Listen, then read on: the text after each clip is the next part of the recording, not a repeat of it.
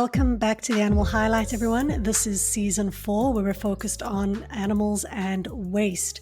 My co-host this season is Herre de Bondt, who has done research on rats in Amsterdam, crows in Tokyo, and gulls in The Hague. His work has now brought him to London, where his PhD project is concerned with urban bird feeding practices. He's particularly interested in the ways in which non-human animals inform and shape the contemporary city in collaboration with and in defiance of humans. In this episode, we focus on sea turtles.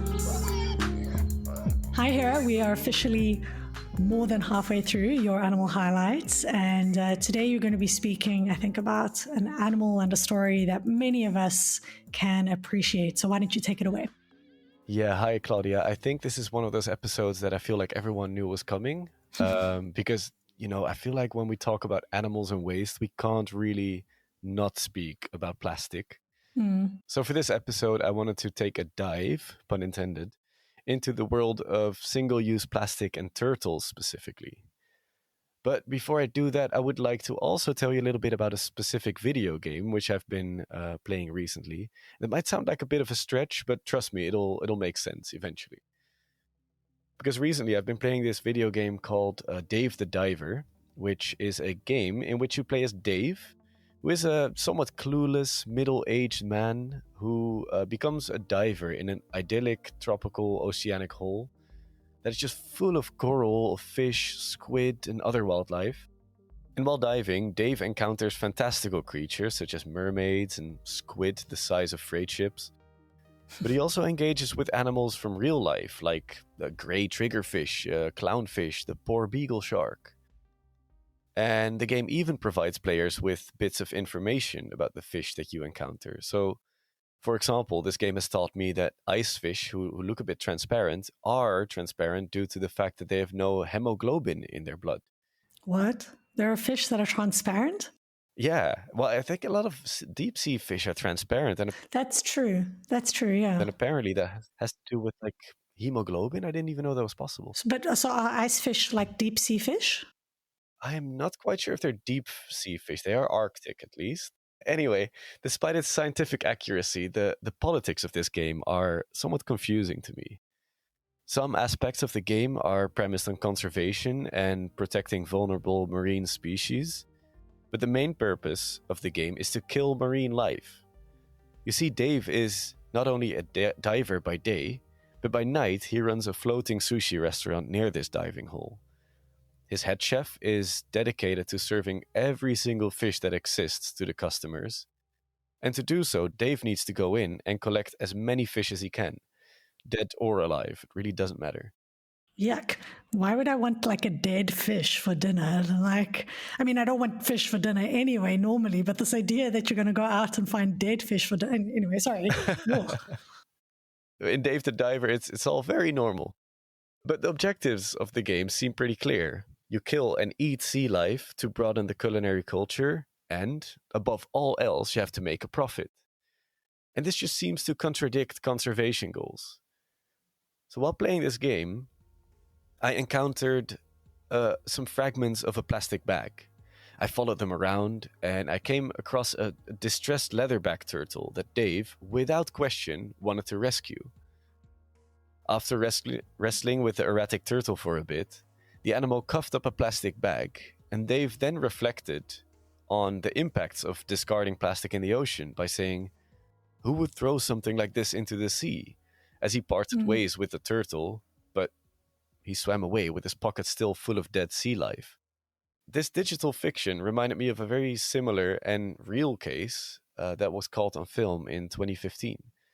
You might already know which video I'm talking about, since the original video has received over 110 million views. Wow.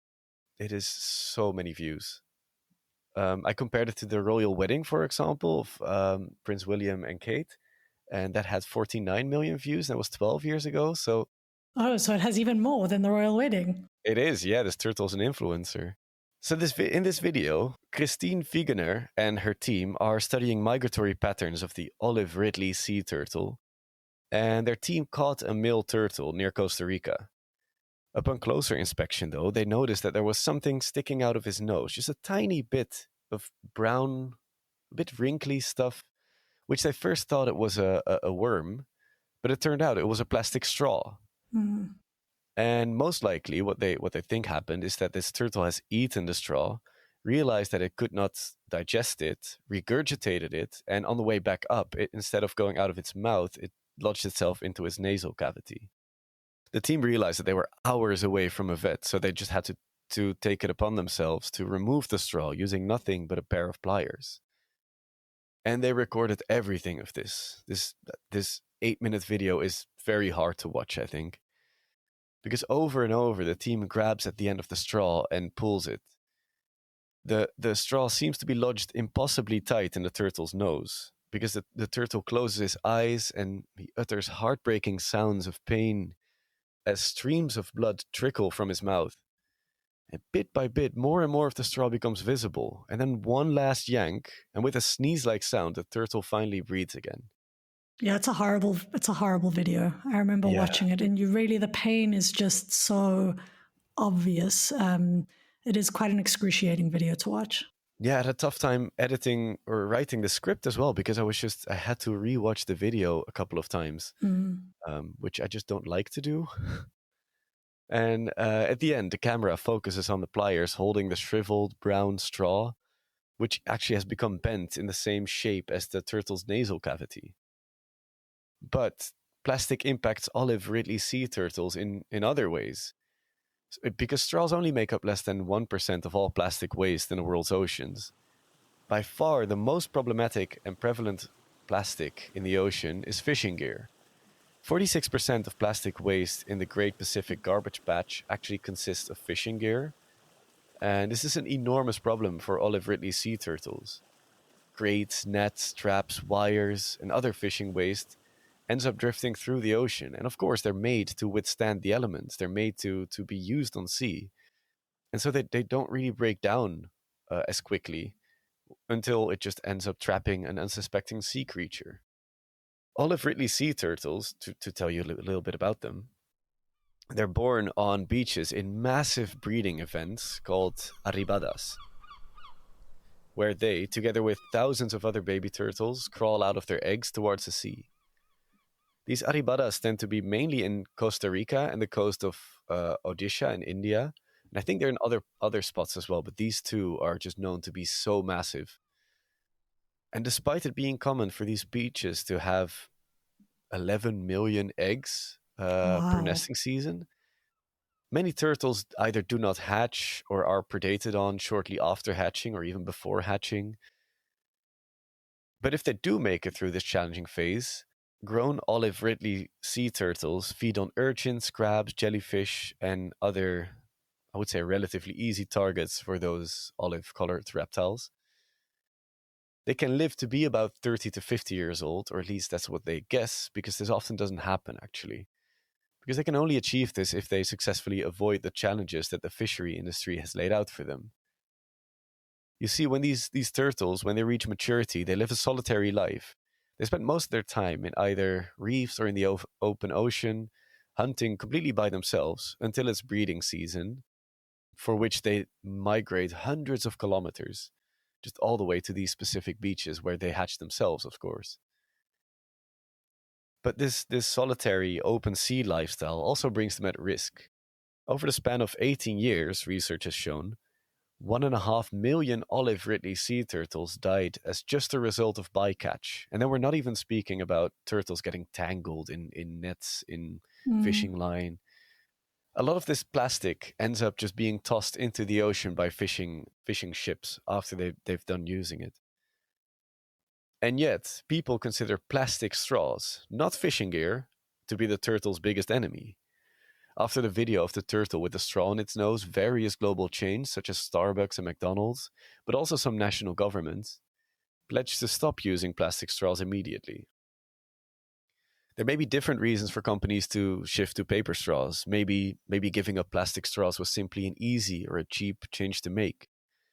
Christine Figener, the person who found this turtle in the video, also describes this in an interview.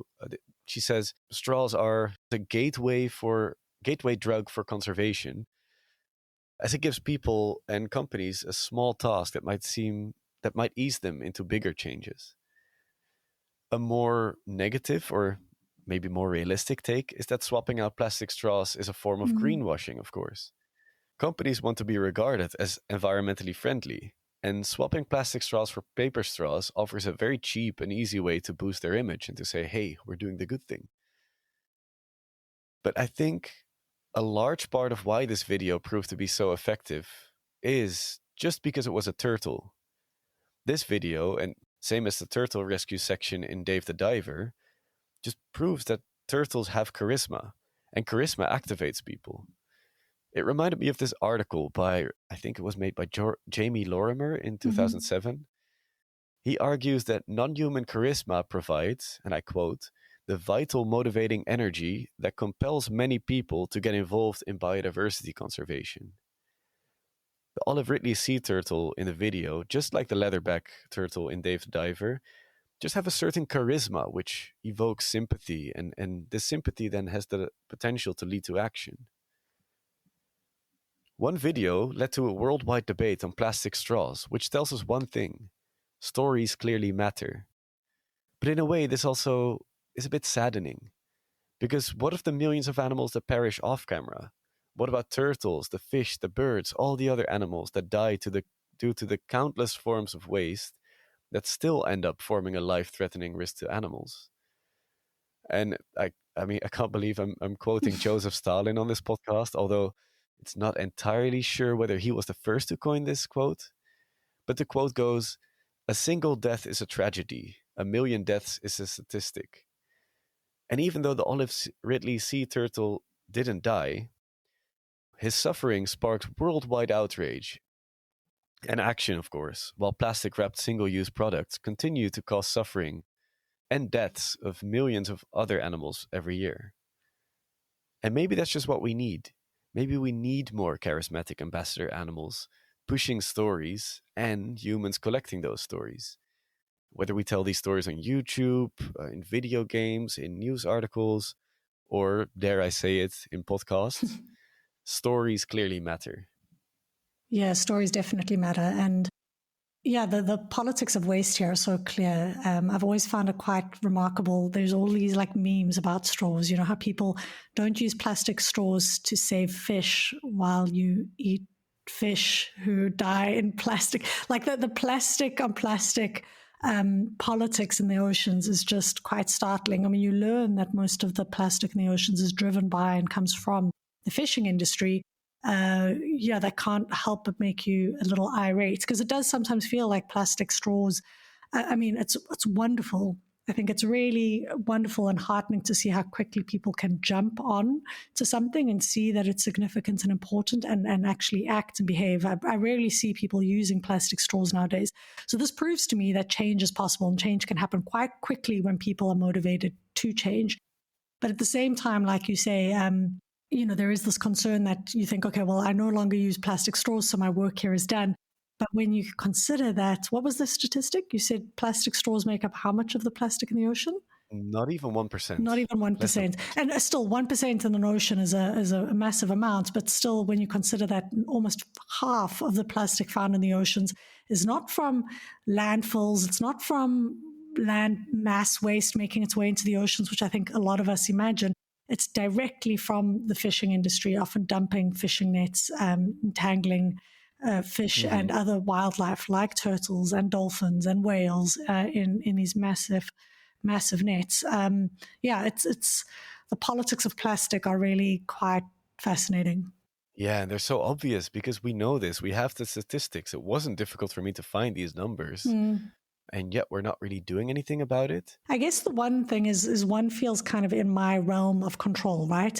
Maybe people feel like the plastic straw in my hand feels tangible, right? Here I have the plastic and I can make a direct correlation to the plastic found in that turtle's nose, for example, right? It feels as though you actually see the explicit waste material in your hand. Yeah. Whereas I guess plastic involved in the fishing industry feels maybe a bit abstract. It's not like you're sitting at the table while eating your fish with a pile of the plastic nets sitting next to you, which would probably mount up to higher than your table. You don't really have that kind of direct comparison to just drive home how much plastic we're talking about here. it feels rather abstract. And so maybe together with speaking about charismatic species, I mean, they're one part of the picture. Another part of the picture is really trying to make tangible where this plastic is from. Like you could imagine, imagine sitting next to a table and you've got a pile of your fishing nets. How much fishing net was required to get your meal. That would be quite something. Sounds like an art project, yeah. Yeah, it does. But you're completely right. And it's so that the tangibility, maybe charismatic objects would be something we should be talking about, because the straw has just become a symbol for plastic waste somehow. Just because of this video, and turtles and straws have somehow become linked through that video. Yeah, you're exactly right. Well, once again, thank you for a fantastic and fascinating highlight connecting animals and waste. I very much look forward to the next half of your series. Thank you. Me too. See you then. The Animal Highlight is produced by myself, Claudia Hirtenfelder, co-hosted together with Herre de Bondt. The editing was done by Herre de Bondt, Christiaan Mentz, and myself. The episode artwork by Rebecca Shen, and the bed music by Gordon Clarke. This is The Animal Highlight with me, Claudia Hirtenfelder.